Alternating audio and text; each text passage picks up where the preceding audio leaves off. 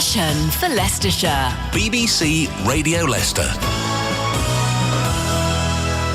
Now, as I've just been talking about, a film aimed at combating doorstep and fraudulent crime. We know how terrifying that can be, targeting older people in their homes, don't we? But this film's been produced by a group of young people in Leicester to raise awareness and also to help cut down on the crime. It's a film called Looking Out for One Another.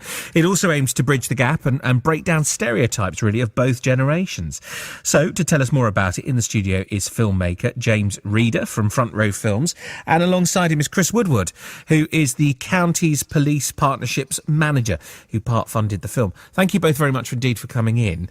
Where did the idea come from then? Who originally came up with this idea? Shall I start, Jonathan? Go on then, you start. Get the ball rolling. This is Chris Woodward, for those who are listening. Yeah.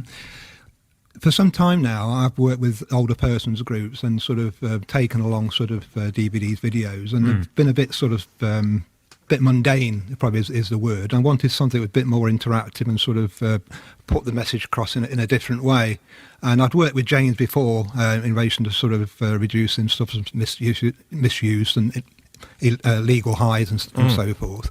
And we met first of all on what we call twilight sessions with the young people, and I sort of just basically gave them the foundations about what distraction crime is all about. And at the time, Caroline North, who's from our local trading standards, came along as well, and we were talking also about rogue traders, cybercrime, and having laid the foundations and sort of said, like, I want a short, impactful film that can be used both within the social network level and also within sort of talks to groups. Right. The young people really sort of took it on board, and they gave it a totally different approach from a young person's perspective. So that's obviously why you did it then, because you could have used James, just got James to do it with the teams that he works with, or you could have gone to any filmmaker and done it.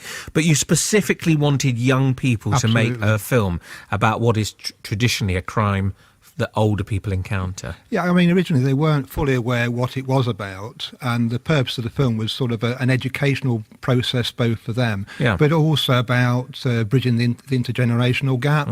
So we had older persons involved as well. So the older person be able to discuss their concerns and issues, and the young people actually learnt a bit more and about the fact that it could actually affect a relative of theirs. It could be, sort of their mother. It could be grandmother, nana. Because it's not necessarily older persons. I mean, we say older persons are vulnerable, but sometimes it's not so vulnerable people can actually be conned as well. So, armed with that brief, James, then you end up. How do you pull it all together? Then do you have to recruit for young? You've got the young people already. So how do you organise that? I'm very fortunate, I think, because I'm here with sort of two hats, a bit like Chris. One as a sort of freelance filmmaker, but it's also been my great honour to work with an organisation called the Sir John Moore Foundation for the last 5 years. So I have almost like a legion of young people, really. So tell us about Sir John Moore. Sir John Moore, it's. I would always encourage people to visit because it's almost impossible to explain. And I was quite bewildered by it the first time I came across it, to be honest. And then it's just unique, really. It's sort of 300-year-old building, built in 1697, and it was built by Sir John Moore, who is the ex-mayor of London, and he bequeathed the modern-day equivalent of £3 million to build a school for children from all England, and that kind of vision of education has carried on for 300 years. Wow. So we work with all sorts of young people from around the county and around the country, really.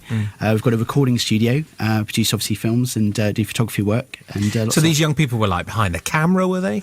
The great thing about it is I think it's something that encompasses all different kinds of personality types. So we've got some young people who are intimidatingly good at making films, much better than me, frankly.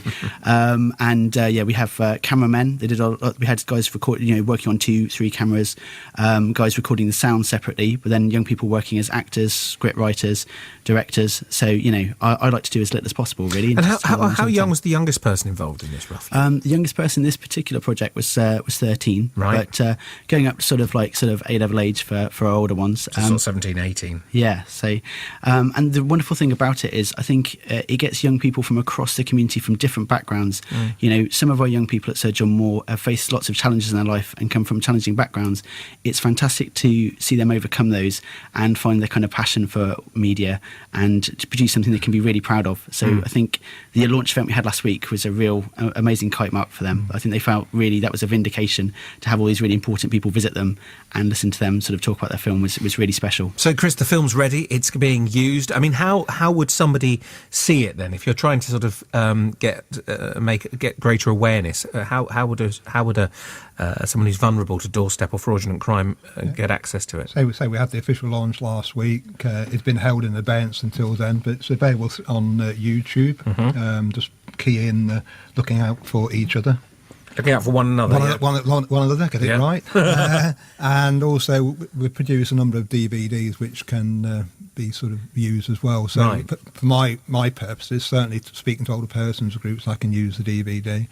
But also, having worked with our own sort of corporate media department, we've actually split it down into segments. Yeah. So within the DVD, which one of the real good things about the DVD is that the young people actually picked up on not just Distraction Burger, they picked up on rogue traders. They're the ones who obviously come along and tarmac your drive and ask a lot of money.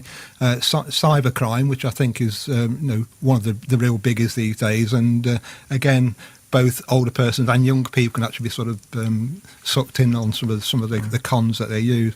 And I say that the DVD can actually split out into those different segments and use as a training aid. So it's got quite a number of uses. Yes, and the good thing, it's only about 5 minutes long. Oh, right, okay. Which is the most important thing, because we've looked at other sort of films nationally, and they sort of tend to go on for about 8 to 10 minutes, and it loses the impact. So we wanted an impactful sort of product, and I think we've actually achieved it. I'm really proud of the young people. Yeah. I think what was really awesome for me was seeing how, there's a stereotype that young people and older people are naturally kind of antagonistic towards each other. I think they've actually got quite a lot in common, because when you're a young person, I think sometimes you're desperate for someone to sort of listen to you and take you seriously. And you probably get that with the older generation as well, and that sometimes, people don't listen to them as much as they should. I think the group actually has lots in common, and they ended up sort of getting on really well and working collaboratively. We didn't have to work at that at all. Right from the first meeting, they got on really well. I think my mum has a kind of cult status amongst young people, and I think she's actually got her own Facebook page and YouTube channel known as Big Jan. So this is her second film, by the way. So she told her hairdresser on Thursday, I've got to go on time because she's going to the premiere of my second film tonight. So she's a complete diva now. But I think they really, it was wonderful to see them working the creative process, young people and older people working together and forming the storyboards and the ideas together. And it's almost that community cohesion. They are literally looking out for one another because, working together to make a safer community, which was exactly what we wanted from the project. So looking out for one another, you can look it up on YouTube, video sharing website, of course. But if somebody wants to get along to one of your groups, Chris, wants to see it, as a part of a group, or wants to get more information, how can they contact you? They can contact me on the usual police number, which is I use 101. Yep. Extension 4158. And obviously I can supply copies. Yeah, I think course. James and I are going to be pretty busy producing a few more, because obviously there's been quite a demand on them. Yeah, of course. I've got my work experience boy with a DVD duplicator ready to roll. So Totally good. But I guess I've got two plugs to get in really. The Sir John Moore Foundation. It's the address is www.sirjohnmoore.org.uk, and there's lots of activities for young people running over the summer. We're doing a sort of a young person's art course over the summer where they can get involved with all sorts of things.